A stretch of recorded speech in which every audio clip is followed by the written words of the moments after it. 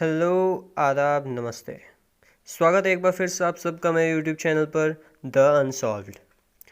दोस्तों, जैसा कि हम सब जानते हैं कि लॉकडाउन का चौथा फेज़ भी ख़त्म हो चुका है। हाँ, लॉकडाउन का 4.0 भी ख़त्म हो चुका है।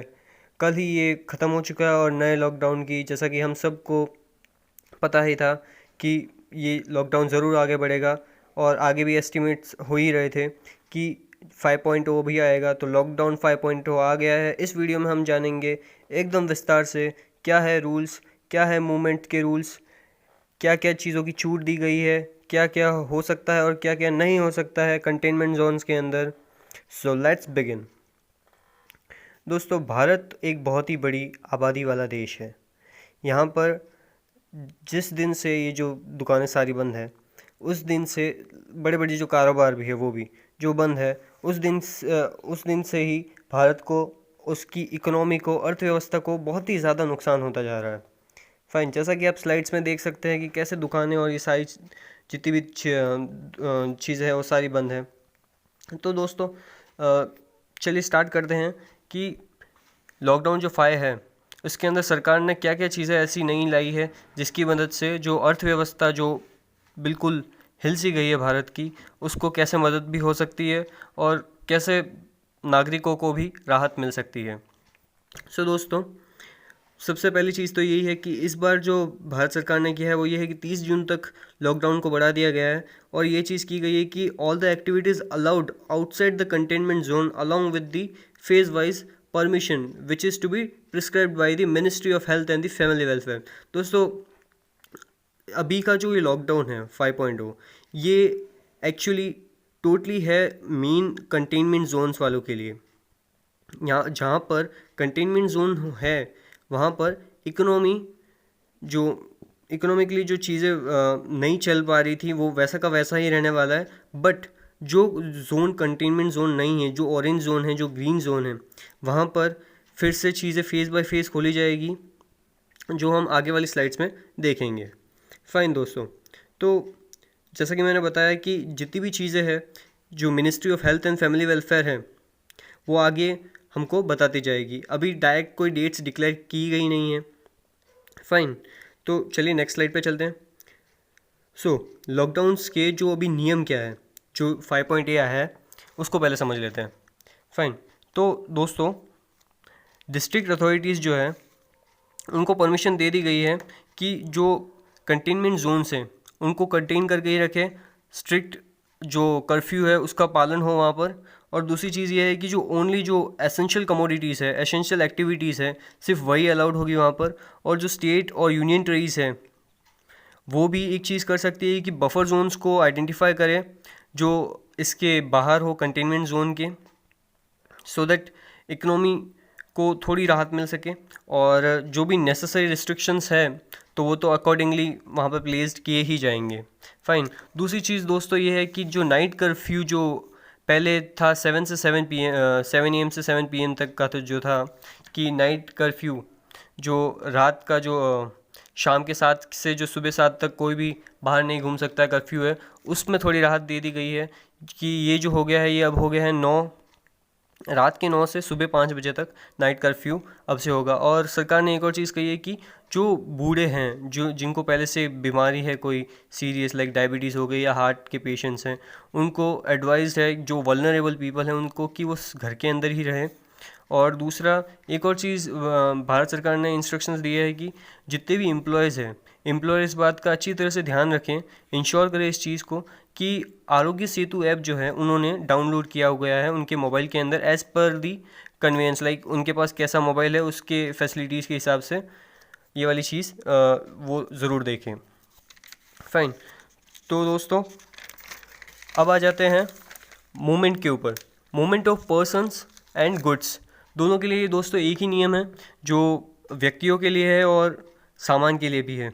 कोई रिस्ट्रिक्शन नहीं है इंट्रा स्टेट और इंटर स्टेट के लिए। मींस आप एक स्टेट से दूसरे स्टेट के अंदर भी जा सकते हैं और एक स्टेट के अंदर एक सिटी से दूसरी सिटी भी जा सकते हैं।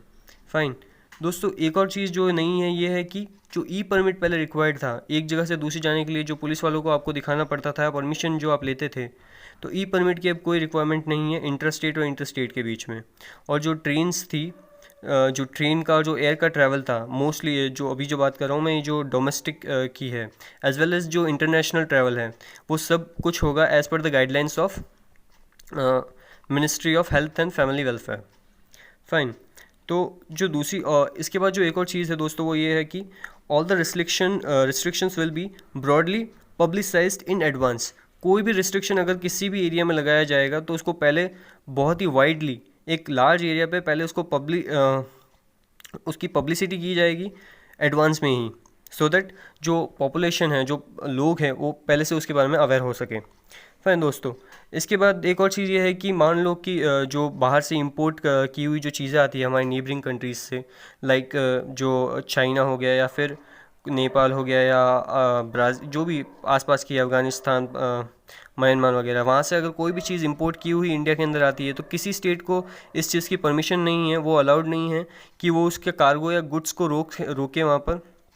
दोस्तों इसके बाद जो दूसरी चीज़ ये आती है कि ये सारी चीज़ें तो रह गई कि कंटेनमेंट जोन में क्या क्या होगा। इसके बाद हम ये जानें कि जो 8 जून से जो डेट दी गई है भारत सरकार से कि 8 जून से फर्स्ट फेज़ जो अनलॉकिंग का है, जो खोलने का है धीरे धीरे, जो फेजेस के अंदर मिनिस्ट्री ने जो गाइडलाइंस दी है कि फेजेस के अंदर चीज़ों को खोल दिया जाएगा, तो 8 जून से कौन कौन सी चीज़ें जो है जिसके अंदर राहत मिल जाएगी। 8 जून से दोस्तों सबसे पहली जो चीज़ है वो ये है कि religious places for public, hotels है, रेस्टोरेंट्स है, हॉस्पिटैलिटी जो सर्विसेज के हैं, जितनी भी ब्रांचेस या जो सेंटर्स हैं, और जो शॉपिंग मॉल्स वगैरह हैं, और जो रेस्टोरेंट्स वगैरह, हाँ, ढोकला फाफला सब मिलेगा वहाँ पर। फाइन। सो दूसरा फेज़ जो है दोस्तों, इसका अभी तक कोई पर्टिकुलरली कोई डेट डिसाइडेड नहीं है, बट ये टेंटेटिव है कि जुलाई के अंदर ये वाली चीज़ जो सेकंड फेज़ है वो लागू हो जाएगा। फाइन। सो दोस्तों इसके अंदर ये चीज़ कहा गया है कि जो स्कूल्स हैं, जो कॉलेजेस हैं, स्कूल्स कॉलेजेस एक्सेट्रा, ये सब इनको खोल दिया जाएगा सारे प्रिकॉशंस को ध्यान में रखते हुए, और कंसल्टेशन होगी स्टेट्स की और यूनियन टेरिटरीज के। मतलब इसके अंदर मेन पोर्शन ये है कि सेंटर का इतना कोई जोर नहीं रहेगा इस चीज़ के ऊपर।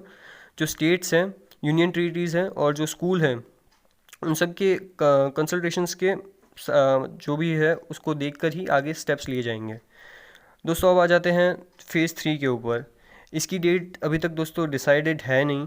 जैसे जैसे पर जो सरकार ने, जो मिनिस्ट्री ने ये कहा है कि ये निर्देश दिए गए हैं कि जैसे जैसे उन्हें लगेगा कि हाँ यहाँ पर ये चीज़ें, इन चीज़ों की रियायत दी जा सकती है, इन चीज़ों को और कम किया जा सकता है, लाइक जो इंटरनेशनल एयर ट्रैवल है या मेट्रो रेल की सर्विसेज है, सिनेमा हॉल्स है, जिम्स है, स्विमिंग पूल्स हैं, जो पहले वाली जो ये जो चीज़ें थी कि जो गैदरिंग होती थी स्पोर्ट्स के लिए हो, रिलीजियस पर्पस के लिए हो, या पॉलिटिकल पर्पस के लिए, या कल्चर पर्पस के लिए, कोई भी पर्पस हो सकता है, तो उनके लिए जो लार्ज गैदरिंग्स थी वगैरह वो अभी भी अलाउड नहीं है। तो ये वाली चीज़ फेज़ 3 के अंदर अनलॉक हो जाएगी, बट अभी तक उसकी कोई डेट कुछ भी उसके बारे में पक्का दिया गया नहीं है। सो दोस्तों ये रह गई बात इन तीनों फेजेस की।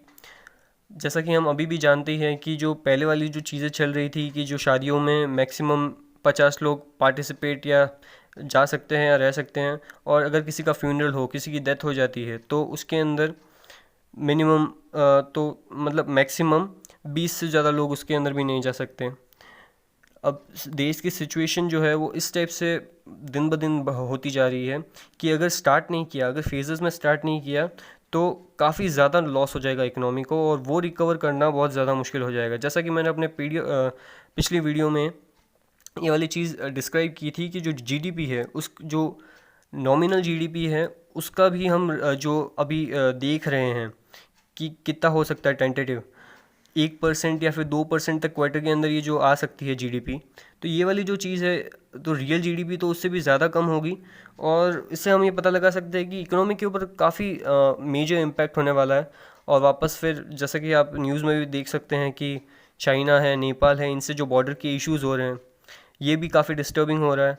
इस टाइप में जो पेंडेमिक ने जो असर किया है, नो डाउट पूरे वर्ल्ड के ऊपर असर किया है, बट स्टिल कुछ ना कुछ तो करना ही पड़ेगा, फेजेस में भी खोलना ही पड़ेगा, चीज़ें हम सब को प्रिकॉशंस में लेके चलनी पड़ेगी।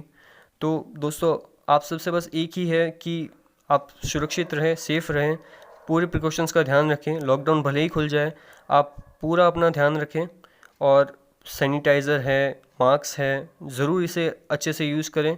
अपने बच्चों को भी बताएं, और जो भी वल्नरेबल आपके फैमिली में कोई पेशेंट हो या फिर किसी को डिजीज़ वगैरह हो, लाइक डायबिटीज़ या फिर हार्ट अटैक जैसी प्रॉब्लम्स पहले भी हो चुकी है, तो उन्हें समझाएं कि बाहर ना जाए और कोई ज़रूरी काम हो तो ही जाए। सो दोस्तों, आपका बहुत बहुत धन्यवाद।